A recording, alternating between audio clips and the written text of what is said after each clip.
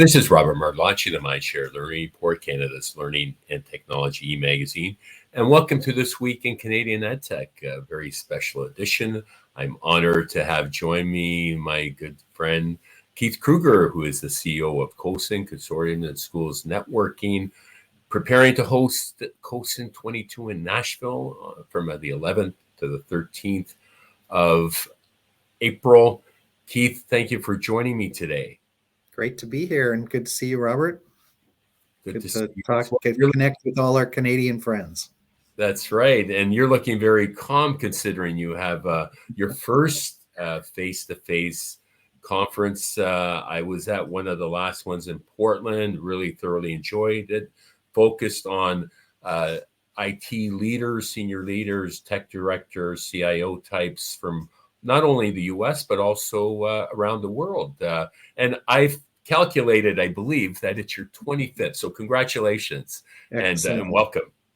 Yeah, it's been a great ride. I've been with all those 25 shows. So if I look calm, it's the exterior, not the interior, because my inner voice says I know all the things that have to happen over the next few days. But we're really excited about being in Nashville. It's a very cool location, and people are really excited to have the opportunity to be in real time, face to face. We also learned that there are people who never could travel, or people on their team. And so this is really our first hybrid kind of offering, where we'll certainly have over 1,000 people in Nashville. Amazing. But we'll have hundreds of people who are connecting virtually.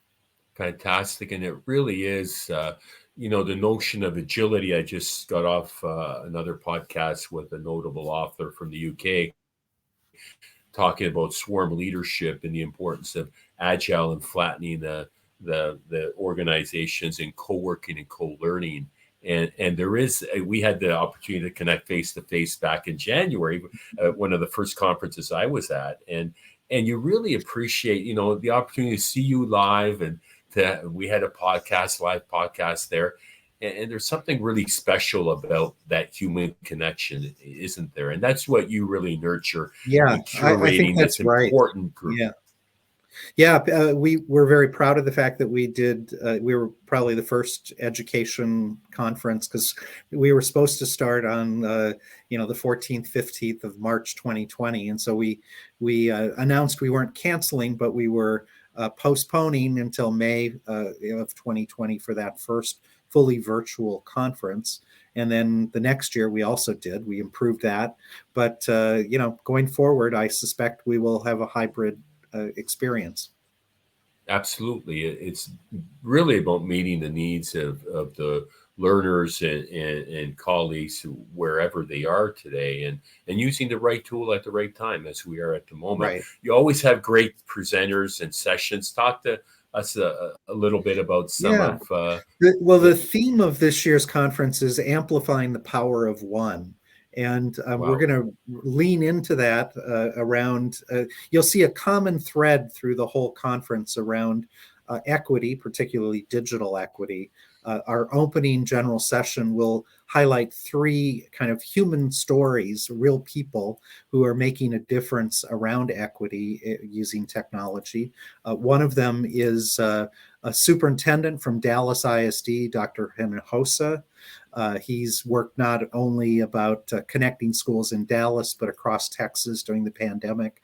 We'll also be hearing from CTO from Arlington County, all the different strategies they're doing there.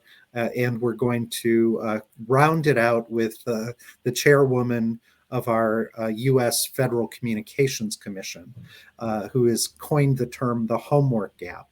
And then we'll go deeper the next day, looking at the power of belonging. And we have a former superintendent, Tammy Campbell from the West Coast, who will be paired with John Crownapple, who's worked with all kinds of districts around diversity, equity, and inclusion. And wrapping up with a really inspirational closing, Dr. Chris Emden, who is with USC in California, and will challenge us about how we lean into being better humans will make us better at work. In terms of, I loved it. Fascinating.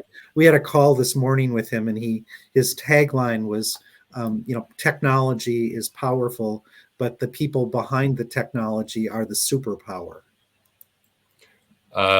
Fascinating, and looking forward to that. And really, it is important to have divergent views as well, isn't it? When you are, and I noted Dr. Gary Steger, my former prof at Yes. Pepperdine, is always a bit of an edgy character when you can't be, but and He he's got a always new book. challenges us. He always Yes, challenges us. yeah. So kudos to you for that. And I love the research that you share, and you had a report that you recently shared on technology transformation. Perhaps you can touch on that a little bit, Yeah, because we earlier are this year. entering a new phase as an endemic, and there's a threat of the great snapback that we hear about, and teachers wanting to go back to the way it was. So talk to me about some of the important insights that you share from that report. Yeah, well, there's a couple of pieces of research that we've done over the early part of this year. Certainly, we do our annual Driving K-12 Innovation, which is a global research study. About 60% of the the advisory board come from Canada and the US, but the other 40% from around the world, because we think innovation doesn't stop at the Atlantic or Pacific. And those, put out what are the hurdles we're trying to overcome, what are the accelerators that are happening in the broader world in terms of changing expectations. And then finally, and only last, do we actually talk about the tech enablers. So there's kind of three trends in each of those. And some of those have really been driven by the pandemic. Things like the accelerator of social emotional learning, of personalizing learning, one of the hurdles being digital equity. Those are great reports to read. At the conference in a week from Monday, we will be releasing our national survey that we do of IT leaders across the US. I have to say we have to get a similar piece of research about Canada, but I think my guess is that a lot of the trends are similar. Absolutely. I can't give you all of the statistics because we'll be releasing them then, but I can tell you, no surprise, for the fifth year in a row, the number one concern of IT leaders is cyber security. Huge challenge that districts are seeing. So, we're definitely seeing that we're seeing that although they say it's their number one concern, when we ask them follow-up questions, only 8% are saying that they're at high risk for a ransomware attack. Mm-hmm. Yet we know from our national bodies that K-12 school systems are really being Well, attacked.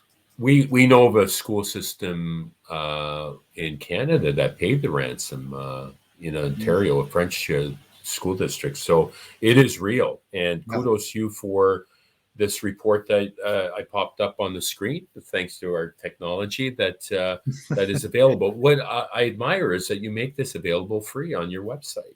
We do. That's with the help of the Gates Foundation. We have Right. tracked all of the legislation that's happening in our 50 states, plus at the national level. And we see just an explosion of efforts to pass laws and requirements. And of course, the insurance industry is really changing. School districts have a hard time now qualifying for cybersecurity insurance unless they have multi-factor authentication and things like that. We also, in that survey that we're doing, will be looking at who are IT leaders. And of course, we continue to see changes in retirement plans, maybe moving things up.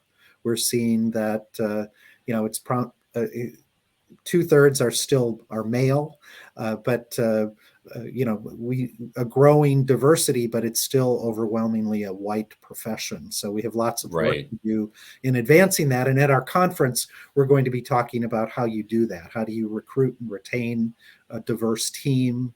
And how do you make sure that everyone can be their authentic self? Thank you for that. What I really admire about you, Keith, is your growth mindset. I mean, it's your 30th anniversary this year. Kudos to you. Congratulations. And you're not done yet. And likewise, if I was still at the university, I could have sailed into the sunset. But it's about making an impact, and Yes. it's about our community. I can't say enough about our EdTech global community. I've seen you. I've run into you at BET in the UK. I've run into you all over North America, and there is such a special bond that we have in the people in this field because we're so passionate about it. I think that's absolutely right, and it really is all about the people. I think while people change jobs, they stay in the ed tech space, in the education community, because they want to make a difference for kids. Yeah. Well, with that, I know you've got a lot on your plate, so I'm grateful of the time. I look forward to seeing you in Nashville in less than a couple of weeks now. And any final thoughts to share, Keith? Just looking forward to seeing you in Music City. We're going to have a lot of fun while we're doing good things. Looking forward to that. That was Keith Krueger, the CEO of CoSN on CoSN22, upcoming in Nashville, Tennessee. My name is Robert Martellacci of the MindShare Learning Report. Be sure to check out www.mindshare learning to get your latest issue. And until next time, stay healthy, stay safe, and keep the learning curve steep.